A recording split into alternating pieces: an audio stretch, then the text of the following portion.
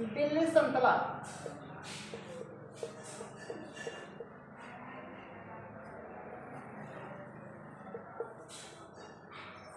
पर शायद वंश कब से कब तक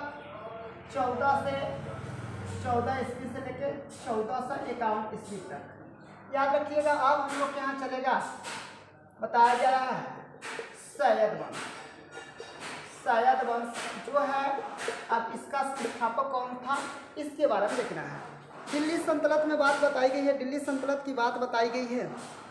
अब यहाँ पे सल्तनत की बात बताई गई। दिल्ली सल्तनत की बात में जब हम लोग का तुगलक वंश की समाप्ति हो गई थी, उसके बाद हम लोग को सैयद वंश 1414 से लेकर 1451 तक चला। जो हम लोग को सैयद वंश की स्थापना किसने किया था? खिज खां ने किया था। ये खिज खां जो था सैयद वंश की स्थापना किया था। और इन्होंने अपने 37 वर्ष के उम्र में काफी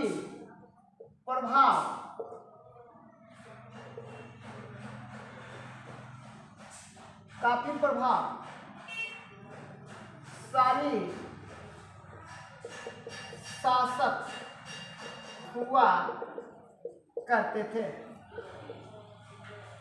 बताया जाता है कि जो खिज खां जो थे 37 वर्ष की उम्र में बहुत महान काव्य थे। अपने समय के बहुत ज़्यादा का प्रभावशाली शासक हुआ करते थे।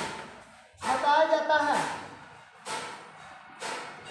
यह अपने आप को पैगंबर मुहम्मद का वंशज बताया करते थे। अब ये बताया जा रहा था कि जो खिज खां था वो अपने आप को पैगंबर मुहम्मद का वंशज बताता था। बताया जाता है कि दिल्ली सल्तनत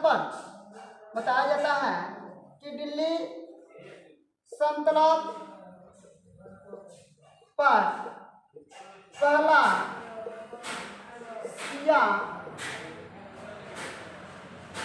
शासक का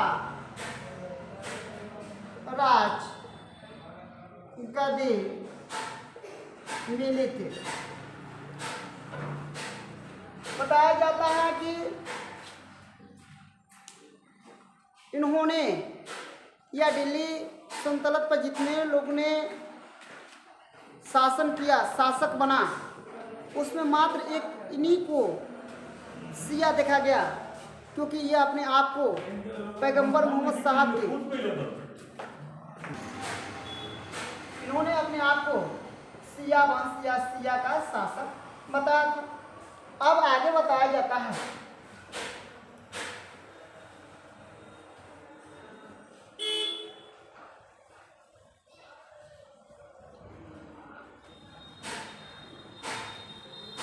आगे बताया जाता है 1398 ईस्वी की बात है। तैमूर ने खिज खां को मदद की थी।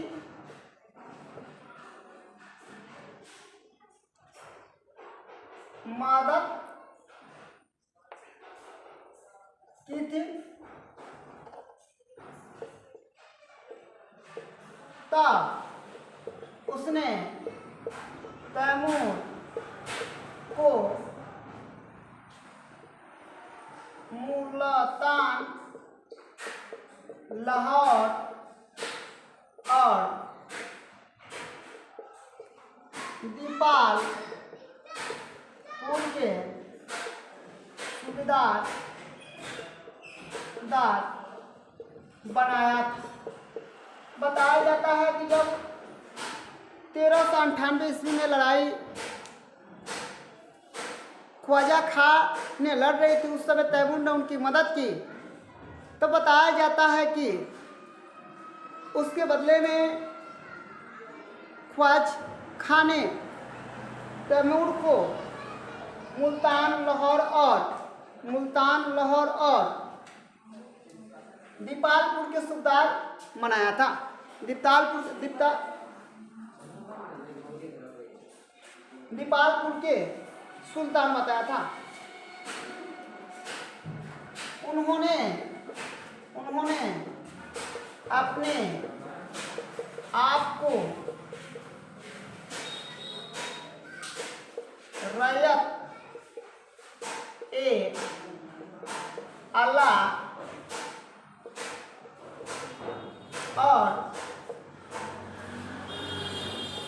तैमूर का मातहत बताया। आप थोड़ा सा ध्यान रखिएगा, जब ख्वाजा खां ने युद्ध में लड़ने के बाद 1414 ईस्वी में दिल्ली सल्तनत पर जब उन्होंने गद्दी संभाली, तो उन्होंने अपने आप को सुल्तान न कहकर रैयत ए अल्लाह तथा तैमूर का मातहत यानी होता है आश्रित, तैमूर को उन्होंने आश्रित या निर्भर हुआ करता था। कब की बात है? 1414 ईस्वी के। उन्होंने जब दिल्ली सल्तनत पर अपना गद्दी और शासन संभाला, तब की ये बात बताई जाती है।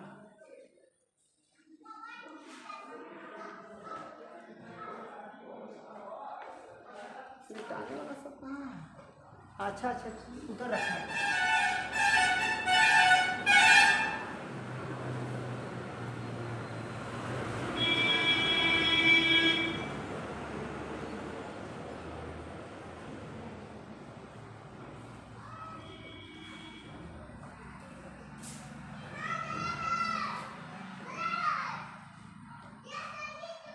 जब वह दिल्ली का शासक बना, तब उन्होंने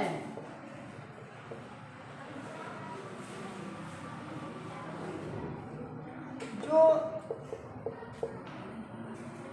सिक्के चल रही थी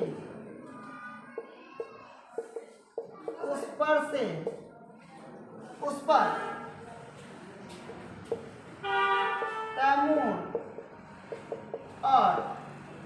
पर तैमूर और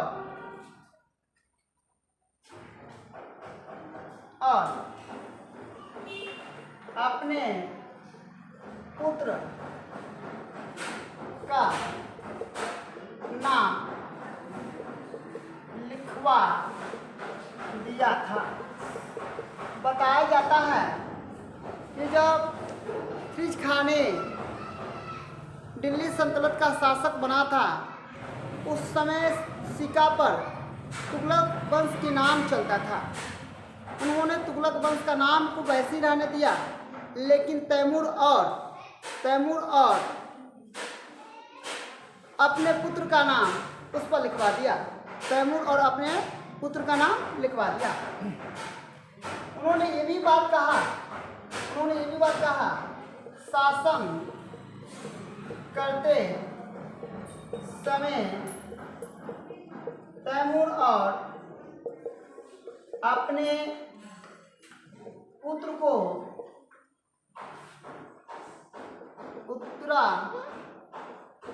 उत्तराधिकारी बनाना चाहता था, परंतु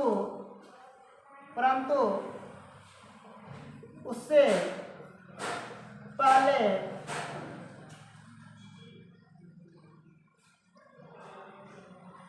20 मई 1421 20 मई 1421 ईस्वी में खिज खां की मृत्यु हो गई। अब आपको ध्यान रखना है, बताया जाता है कि शासन करते समय तैमूर और अपने पुत्र को उत्तराधिकारी बनाना चाहता था और यह सिर्फ वह कहता था, करना नहीं चाहता था। परंतु 20 मई 1421 ईस्वी में ख्वाजा खां की मृत्यु हो जाती है और इनका यहीं से शासन समाप्त हो जाता है। तो इन्होंने 1414 से लेकर 1421 तक यानी लगभग 7 वर्ष का शासन किया, जो अपने आप को शिया वंशज बताता था। याद रखिएगा, शिया वंशज की जब बात आएगी तो हम लोग ख्वाजा खां के नाम रखेंगे। आज के लिए इतना ही, धन्यवाद।